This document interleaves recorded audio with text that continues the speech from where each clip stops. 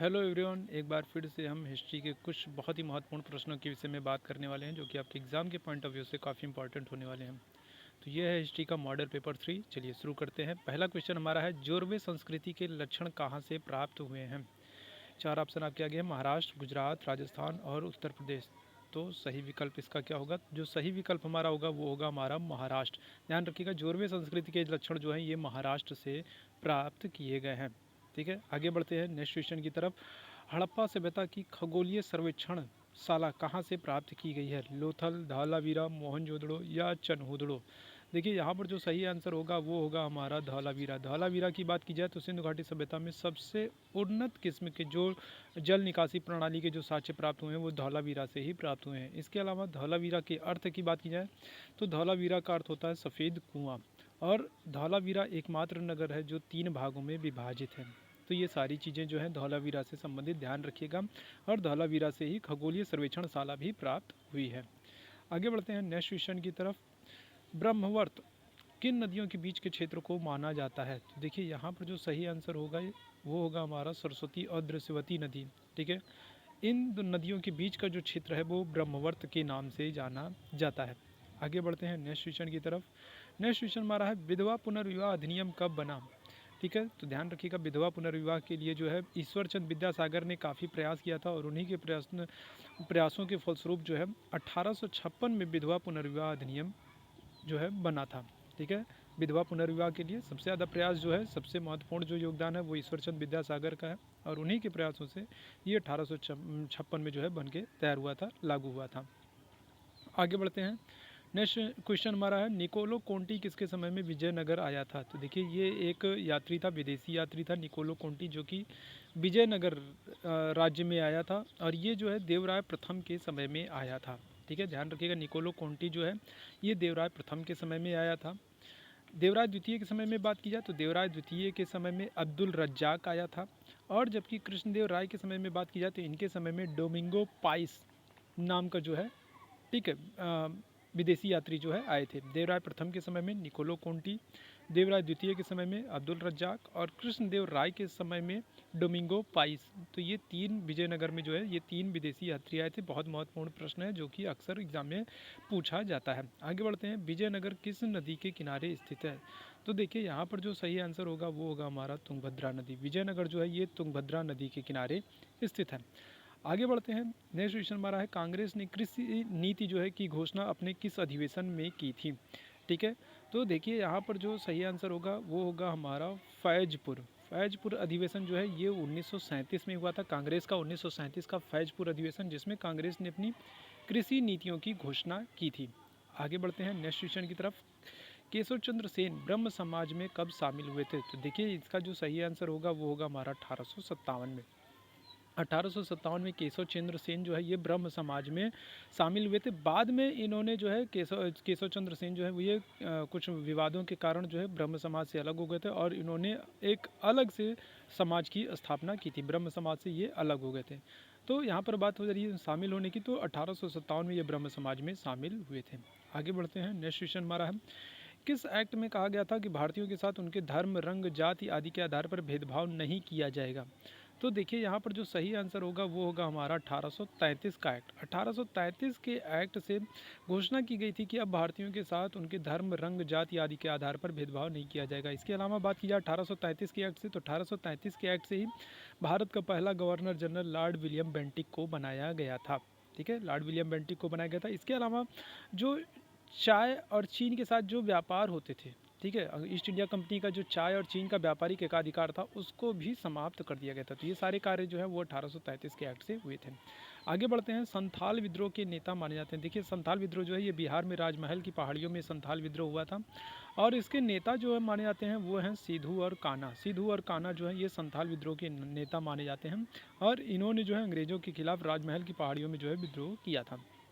आगे बढ़ते हैं नेक्स्ट क्वेश्चन की तरफ। मानव ने सबसे पहले किस धातु का प्रयोग किया है? ठीक है, तो सबसे पहले मानव ने जो सबसे पहली जो धातु है जिसका प्रयोग किया था वो थी तांबा। सबसे पहले मानव ने तांबा का प्रयोग किया। इसके बाद मिश्र धातु कांसा का वो प्रयोग करना भी जान गए थे। तो सबसे पहले जो बात की जाए, सबसे पहले जिसका प्रयोग किया वो थी तांबा। तांबा का प्रयोग सबसे पहले किया था। आगे बढ़ते हैं, हड़प्पा किस जिले में स्थित है? नेक्स्ट क्वेश्चन हमारा जो है, हड़प्पा किस जिले में स्थित है? लरकाना, मांडगोमरी, सिंध या आलमगीरपुर? तो देखिए यहाँ पर जो हड़प्पा की बात हो रही है, तो हड़प्पा जो है ये पंजाब प्रांत के मांडगोमरी जिले में स्थित था। ठीक है, हड़प्पा की बात करें तो हड़प्पा जो है ये पंजाब प्रांत के मांडगोमरी जिले में स्थित था। वहीं अगर बात की जाए मोहनजोदड़ो की, तो मोहनजोदड़ो जो है ये सिंध प्रांत के लरकाना जिले में, ठीक है, प्रांत तो सिंध था लेकिन ज़िले की बात की जाए तो ज़िला जो था वो लरकाना था। ठीक है, तो इसी तरीके से हड़प्पा की यहाँ बात हो रही है, तो यहाँ पर जो सही आंसर होगा वो होगा हमारा पंजाब प्रांत के मांडगोमरी जिले में हड़प्पा स्थित था। हड़प्पा जो है ये रावी नदी के किनारे स्थित था। आगे बढ़ते हैं नेक्स्ट क्वेश्चन की तरफ। सिंधु घाटी सभ्यता थी, ग्रामीण थी, नगरीय थी, दोनों थी या उपरोक्त में से कोई नहीं थी? तो देखिए यहाँ सिंधु घाटी सभ्यता जो है ये, सिंधु घाटी सभ्यता जो है वो एक नगरीय सभ्यता थी। ठीक है, सिंधु घाटी सभ्यता जो थी ये नगरीय सभ्यता थी। काफ़ी महत्वपूर्ण प्रश्न है।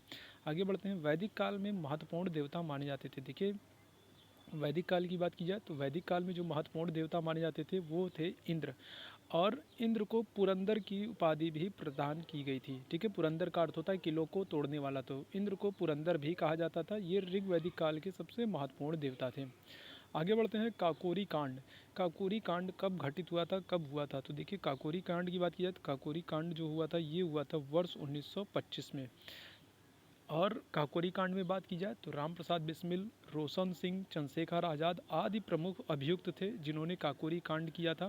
ठीक है, काकोरी कांड के लिए जिम्मेदार थे, जिसमें चंद्रशेखर आज़ाद बच जाते हैं, बाकी सभी लोग जो है बाद में पकड़े जाते हैं और उनको फांसी दे दी जाती है। तो काकोरी कांड जो है ये 1925 में हुआ था। आगे बढ़ते हैं, शिवाजी का राज्याभिषेक कब हुआ? नेक्स्ट क्वेश्चन हमारा है, शिवाजी का राज्याभिषेक कब हुआ? तो देखिए इसका जो सही आंसर होगा वो होगा हमारा 1674 में। 1674 में शिवाजी का राज्याभिषेक हुआ था और 1680 में इनकी मृत्यु हो गई थी। काफ़ी देर से इनका राज्याभिषेक हुआ था। इन्होंने शासन तो बहुत पहले से शुरू किया था लेकिन इनका राज्याभिषेक काफ़ी समय बाद हुआ था। 1674 में इनका राज्याभिषेक हुआ और 1680 में इनकी मृत्यु हो गई थी। यहाँ पर एक और डेट है 1665, इसको भी ध्यान रखिएगा, काफ़ी महत्वपूर्ण है। 1665 में जो है पुरंदर की संधि हुई थी शिवाजी और राजा जय सिंह के बीच में। 1665 में पुरंदर की संधि हुई थी, ये काफ़ी महत्वपूर्ण है, इसको भी ध्यान रखिएगा। आगे बढ़ते हैं, अभिनव भारत। अभिनव भारत की स्थापना हुई, ठीक है, कब हुई थी? अभिनव भारत ये एक क्रांतिकारी संगठन था और इसकी स्थापना जो है वीडी सावरकर ने की थी 1904 में। ध्यान रखिएगा, कई बार का रिपीटेड क्वेश्चन है। अभिनव भारत की स्थापना जो है वीडी सावरकर ने की थी 1904 में। आगे बढ़ते हैं, नेक्स्ट क्वेश्चन हमारा है, महावीर के बचपन का नाम क्या था? तो देखिए महावीर स्वामी की बात की जाए, महावीर स्वामी के बचपन का नाम जो था वो वर्धमान था। वहीं महात्मा बुद्ध के बचपन की नाम की बात की जाए तो महात्मा बुद्ध के बचपन का नाम सिद्धार्थ था। ठीक है, और राहुल की बात की जाए तो ये महात्मा बुद्ध के पुत्र थे। ठीक है, तो तीनों चीज़ों को ध्यान रखिएगा, राहुल महात्मा बुद्ध के पुत्र थे, सिद्धार्थ महात्मा बुद्ध के बचपन का नाम था, और वर्धमान की बात करें तो ये महावीर के बचपन का नाम था। ठीक है, आगे बढ़ते हैं नेक्स्ट क्वेश्चन की तरफ। प्राचीन काल में महाजनपदों की संख्या कितनी थी? तो देखिए महाजनपदों की बात की जाए तो प्राचीन काल में 16 महाजनपद थे। ठीक है, ध्यान रखिएगा, प्राचीन काल में जो है 16 महाजनपद थे।